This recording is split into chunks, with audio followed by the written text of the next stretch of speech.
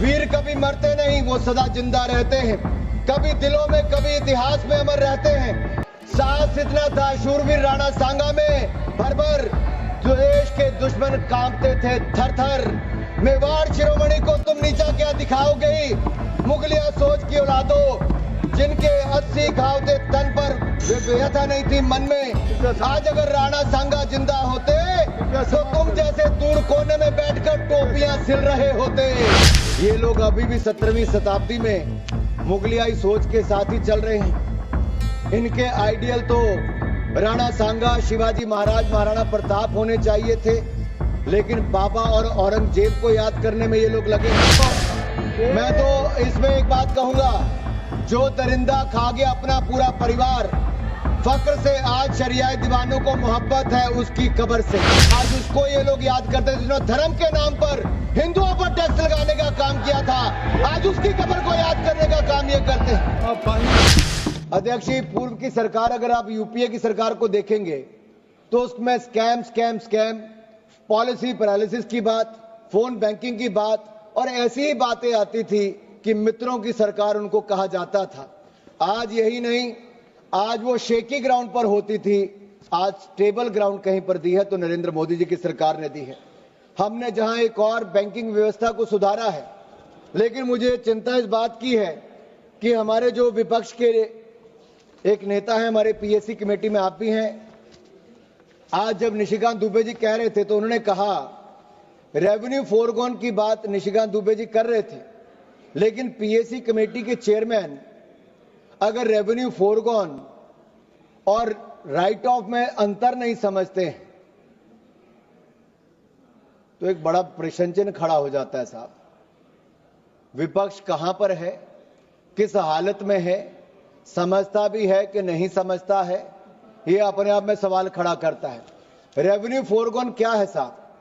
जो एक टैक्स सरकार को आना है, जो पोटेंशियल टैक्स रेवेन्यू आना है, वो सरकार की किसी नीति जहां पे आप टैक्स एग्जम्पशन देते हो, डिडक्शन देते हो, इंसेंटिव देते हो, जिसके कारण आपका चला जाता हो टैक्स, वो रेवेन्यू फोरगॉन है। लेकिन जहां पर आप राइट ऑफ की बात करते हैं तो बैंक जहां पे अपनी राइट ऑफ, बड़ा विस्तार में निर्मला जी स्टेटमेंट है, वो मैं बताता हूं कि उन्होंने साफ तौर पे कहा कि राइट ऑफ करने का मतलब ये नहीं कि पैसा छोड़ दिया है।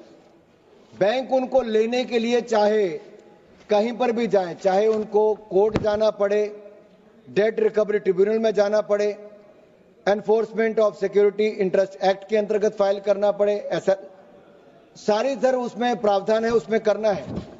लेकिन ये इस तरह का जो देखने को मिला, इसमें अपने आप में विपक्ष पर प्रश्न चिन्ह खड़े होते हैं। सर यहां पर एक बात कही गई, कब्र से खोदने की बातें की गई, कहा कि कब्रें क्यों खोदते हो, गड़े मुर्दे क्यों उखाड़ते हो। मैं भी ये कहना चाहता हूं, दुनिया कहां की कहां पहुंच गई।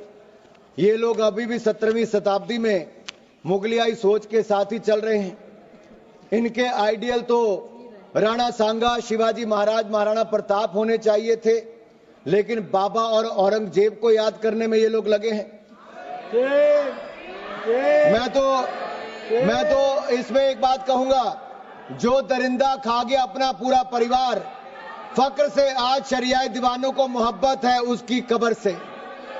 और जिसने जाजिया टैक्स लगाने का काम किया था, जिसने जाजिया टैक्स लगाने का काम किया था, आज उसको ये लोग याद करते हैं जिन्होंने धर्म के नाम पर हिंदुओं पर टैक्स लगाने का काम किया था, आज उसकी कब्र को याद करने का काम ये करते हैं। आप फाइनेंस बिल पे, और यही नहीं, इसके अलावा याद करिए इंदिरा गांधी जी का समय 93.5%, आप 93.5% टैक्स लगाने का काम, आप फाइनेंस पे 93.5% टैक्स लगाने का काम इंदिरा गांधी जी ने किया था। आज नरेंद्र मोदी जी की सरकार है जिसने 12 लाख तक जीरो टैक्स किया है, कोई टैक्स नहीं लगाया, टैक्स माफ करने का काम किया। और जहां तक जीएसटी अपीलेट ट्रिब्यूनल की बात है, जीएसटी अपीलेट ट्रिब्यूनल भी हमने बना दिया है, संजय मिश्रा जी उसके चेयरमैन है।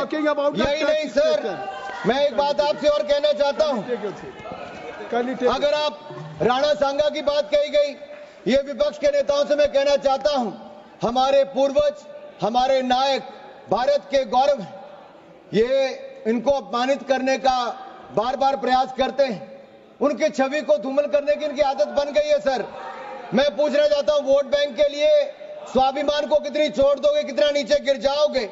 मैं कहूंगा वीर कभी मरते नहीं, वो सदा जिंदा रहते हैं, कभी दिलों में कभी इतिहास में अमर रहते हैं। साहस इतना था शूरवीर राणा सांगा में, भर भर देश के दुश्मन कांपते थे थर थर। मेवाड़ शिरोमणि को तुम नीचा क्या दिखाओगे, मुगलिया सोच की औलादों, जिनके 80 घाव थे तन पर, व्यथा नहीं थी मन में। आज अगर राणा सांगा जिंदा होते तो तुम जैसे दूर कोने में बैठकर टोपियां सिल रहे होते। सर यही नहीं, अगर मैं बात करूं, आज मुस्लिम आरक्षण की बात करते हैं, बाबा साहब अंबेडकर के संविधान की कॉपी को लेकर जाते हैं। अरे संविधान को पहले तार-तार करने का काम आपने इमरजेंसी के समय किया था, आज मुसलमान को आरक्षण देने की बात करते हो। तुष्टीकरण की राजनीति के लिए मुसलमानों के ठेकेदार बनने का काम करते हो। सबके हक की बजाय मुस्लिम परस्ती में मशगूल कांग्रेस, क्या आप मुस्लिम लीग बनाने की बात करते हो। अरे गांधी जी, महात्मा गांधी जी और सरदार पटेल जी के देश में आप जिन्ना का मुल्क बनाने की सोच मत रखो। हम जिन्ना का मुल्क कभी नहीं बनने देंगे, कभी नहीं बनने देंगे।